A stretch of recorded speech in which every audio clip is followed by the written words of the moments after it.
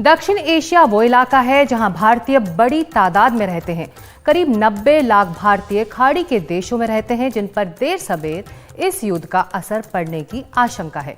और करीब 18,000 भारतीय इजराइल में इस वक्त रह रहे हैं, जिसमें बड़ी तादाद वहां पढ़ रहे छात्रों की भी है। इन सभी लोगों की फिक्र भारत सरकार की प्राथमिकता है। यही नहीं, इस पूरे इलाके से भारत के बड़े कारोबारी हित भी जुड़े हुए हैं। खाड़ी देशों के साथ भारत के संबंध बीते कुछ समय में काफी अच्छे हुए हैं और इजराइल भारत का पुराना रणनीतिक साझेदार भी है। लेकिन इजराइल और खाड़ी देशों के बीच तनातनी फिर बढ़ने की संभावना है, जो भारत के लिए एक बड़ी चुनौती है। इसी सब पर हम करेंगे बात आज हमारा भारत में। सबसे पहले ये जान लेते हैं कि इजराइल पर यह हमला क्यों हुआ, किसने किया, इससे दुनिया कैसे बट गई और आगे क्या हो सकता है।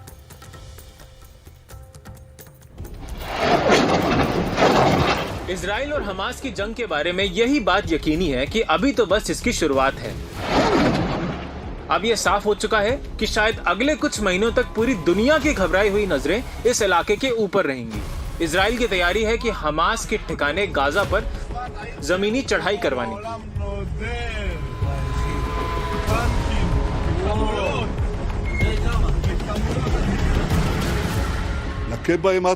हम मौत तक उनको शिकस्त देंगे और इस काले दिन का बदला लेंगे जो उन्होंने इजराइल और उनके नागरिकों के ऊपर ढाया है।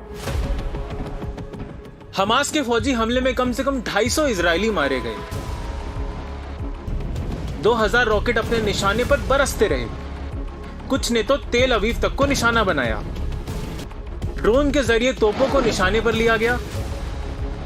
हमास के लड़ाकों ने ग्लाइडर्स के जरिए हमला किया। नौकाओं का भी इस्तेमाल हुआ, जिनमें से कई को इजरायली फौज ने तबाह कर दिया। लेकिन इजरायली शहरों में हमास फौजियों की मौजूदगी और उसके बाद की हिंसा एक ऐसा वाकया है जिसकी इजरायली नागरिकों ने कल्पना भी नहीं की होगी, क्योंकि माना जाता है कि इजराइल का हिफाजती इंतजाम दुनिया की सबसे अच्छी सुरक्षा प्रणालियों में से एक है। लेकिन वो नाकाम हो गया और इजराइल के दर्जनों फौजी और नागरिक हमास के कब्जे में हैं और इजराइल के शहर अभी भी पूरी तरह उसके नियंत्रण में नहीं।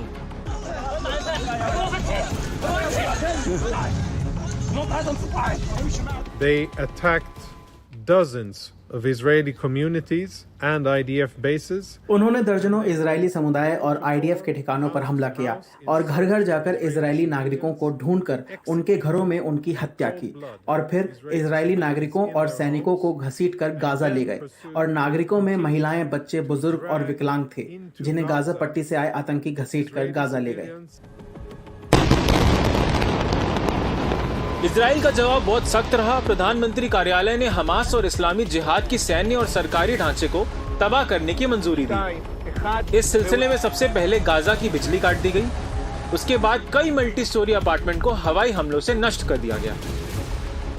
गाजा के अफसरों का कहना है कि कम से कम 232 लोगों की मौत हो चुकी है और 1700 से ज्यादा घायल हैं। हमलों के बाद फौरन अंतर्राष्ट्रीय प्रतिक्रियाएं आई और सभी अपने पुराने सुरों में बोली। एक तरफ अमेरिका और उसके पश्चिमी साथियों ने हमले की निंदा की है, तो कतर और सऊदी अरब ने इजराइल को आड़े हाथों लिया है और फिलहाल इजराइल और अरब जगत के बीच सामान्य होते रिश्तों पर रोक लग गई है। फिलिस्तीनियों को हमेशा ये फिक्र रही कि इस प्रक्रिया से उनके स्वतंत्र देश के सपने का अंत हो जाए। In this moment of tragedy, I want to say to them and to the world and to terrorists everywhere that the United States stands with Israel. We will not ever fail to have their back. We'll make sure that they have the help their citizens need and they can continue to defend themselves.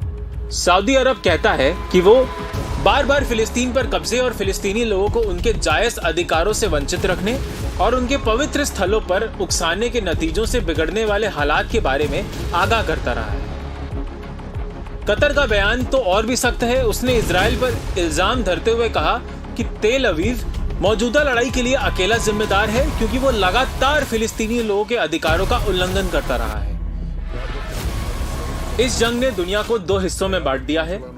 Israel ने अपने military reservist को बुलाया है, जिससे लगता है कि आने वाले दिनों में खून खराबे के ज्यादा और शांति के कम आसार हैं।